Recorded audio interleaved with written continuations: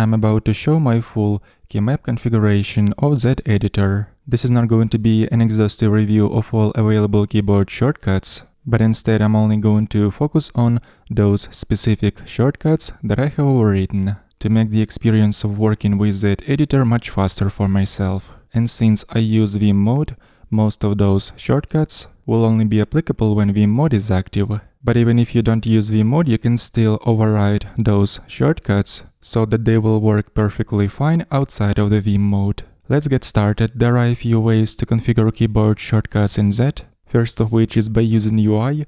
We can open up Command Palette by pressing Command-Shift-P. On macOS or on Windows it will be Ctrl-Shift-P. And right here, if we'll execute Open Keymap command, we'll open up such UI with a list of all available keyboard shortcuts. By default, we can override any of those shortcuts or add new ones. But I'm not going to use this approach in this playlist, so let's open up Command Palette again and execute Open Keymap file command instead. It is going to open up keymap.json file, which will hold all our keyboard shortcut configurations. So I'm gonna be adding all shortcuts in this file one by one. And by the way, there is also an option to see all available shortcuts by opening up default keymap file. There are two types of keymap files with shortcuts, first of which is applicable to Vim mode. Here you can see all available keyboard shortcuts that can be used when Vim mode is active. And there is also another default keymap file with general shortcuts. To open this one up, we'll run the same command, open default keymap, but with the prefix of Z. By looking at this file, you can see which action names should be used when defining your own keyboard shortcuts or overriding existing ones.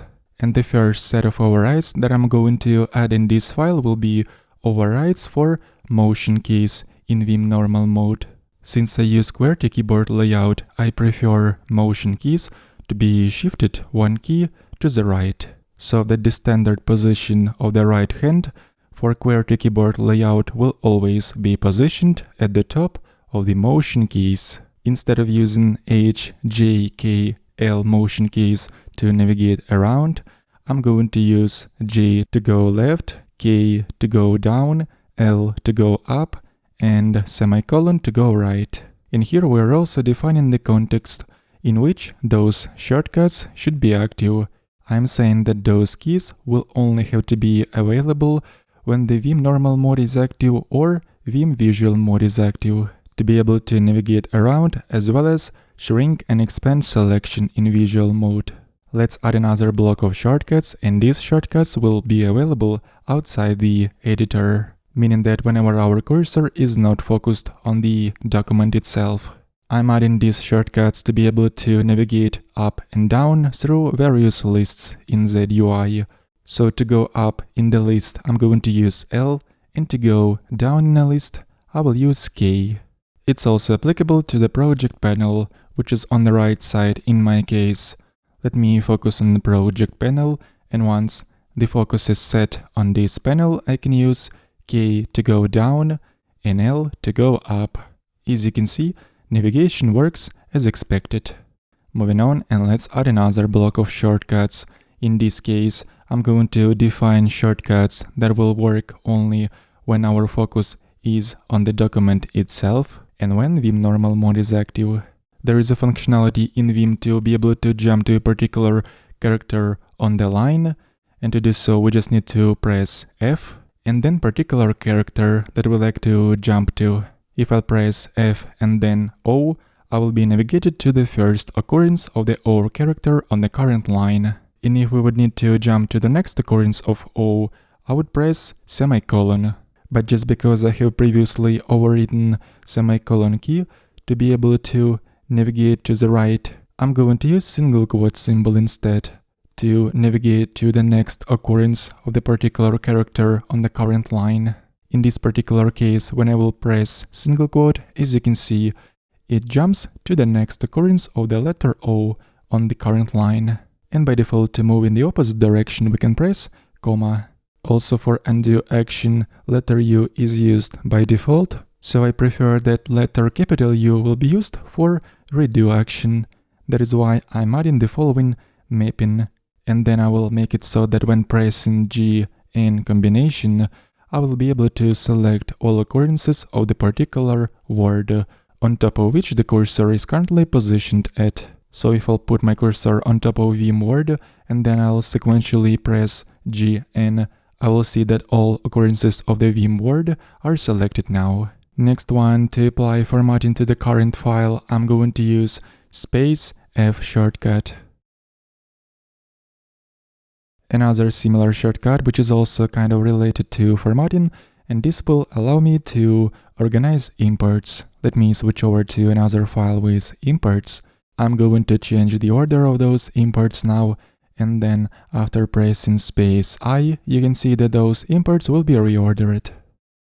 Back to the configuration file, the next two mappings will allow me to navigate between errors and warnings in a file. So I'm going to use space J to jump to the next error or warning, and space single quote to jump to the previous error or warning. To demonstrate this, I'm going to introduce a couple of syntax errors in the current file. And now, if I'll press space J, as you can see, we have jumped to the next error in this case. And if I'm gonna press space single quote, I'm gonna move in the opposite direction. I will jump to the previous error or warning. Next, to open up command palette, we can press Command-Shift-P. I will make it easier for myself and specify space P for this action, so that next time I will need to open up command palette, I can simply press space P. To open up project panel, which I have moved to the right, I'm going to use space semicolon shortcut. Let's press space semicolon to make sure that the project panel will open up. There we go. Sometimes I switch over to so-called centered layout in Zed, and to be able to quickly toggle this centered layout, I'm going to specify the following shortcut. If I'm going to press space CL sequentially, I'm going to enable centered layout. And in the same way, we can disable it by pressing the same shortcut again. Sometimes whenever the project panel is already open, but we need to shift focus to the project panel, I'm going to use space E shortcut. And in order to shift the focus back to the file, all we need to do is to press escape. One more shortcut, which is also related to project panel, will be used to collapse all items in the project panel. And for that, I'm going to use space backslash to be exact. And now if I will open up a few folders in here, and then after pressing space backslash, we will see that all those folders will be collapsed in the project panel. Sometimes it might come in handy to see all available definitions within a particular file, defined functions, methods, variables, and so on. And to open up such outline, I'm going to use space O shortcut. Let me switch over to another file, and right here if I'll press space O, we can see that such window pops up with all available symbols defined within this file. In order to close the current file, I'm going to use space W shortcut. Let's make sure that this works. Space W, and there we go. The file has been closed.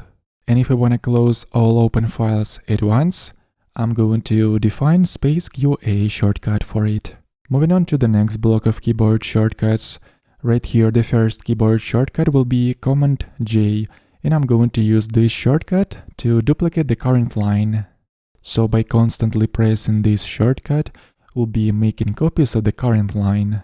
The next four shortcuts are related to folding and unfolding functionality. There are certain regions in the code which we can fold or unfold. To close certain regions, I'm going to use Command opening square bracket shortcut. And to open them again, I'm gonna use Command closing square bracket. And to be able to close all regions at once, I will use Command Option opening square bracket. And finally, to open all folded regions within the file, I'm gonna use Command Option closing square bracket. Firstly, I'm gonna fold individual regions by pressing Command opening square bracket. Let's also unfold those by pressing Command closing square bracket. And now let's also test if we'll be able to fold all regions at once by pressing Command Option opening square bracket, and unfold all those regions at once by pressing Command Option closing square bracket. Finally, let's add one more block with keyboard shortcuts. In this case, I'm specifying the context, the whole workspace, meaning that these shortcuts will work regardless of where we are in the editor. To be able to quickly open up Zed configuration file, I'm going to assign Option S shortcut for this action. Now, to open up configuration file, we can whether run Open Settings File command from within Command Palette or by simply pressing Option S. The same thing I'm going to do with keyboard shortcuts configuration file. To be able to quickly open this file, I'm going to use Option K shortcut. And the last shortcut that I'm going to define will be responsible for focusing editor area if the focus is currently put on the AI agent panel. And to shift the focus from the AI agent panel back to the editor area, I'm going to use command // shortcut. First of all, let me open up AI agent panel by pressing command shift /.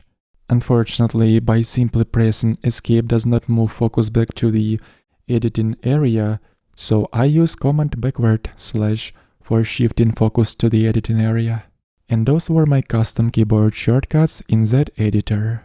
Besides these shortcuts, I also use many default ones. At the end, let's just quickly go through these shortcuts once again. So we have started by overriding motion keys in Vim normal mode. Then we have added a few shortcuts to be able to navigate around in lists, up and down. Then there was this biggest block of overrides specifically for Vim normal mode, followed by another set of shortcuts primarily related to folding and unfolding functionality. And we have concluded with 3 more global shortcuts to be able to quickly open up settings file as well as keyboard shortcut configuration file, and to be able to switch the focus from the AI agent panel to the editing area. Don't forget that in order to find out the action name that should be used for particular keyboard shortcut, you can also open up default keymap files and explore all available shortcuts along with their action names. The link to the repository with this keyboard shortcut configuration file will be in the video description.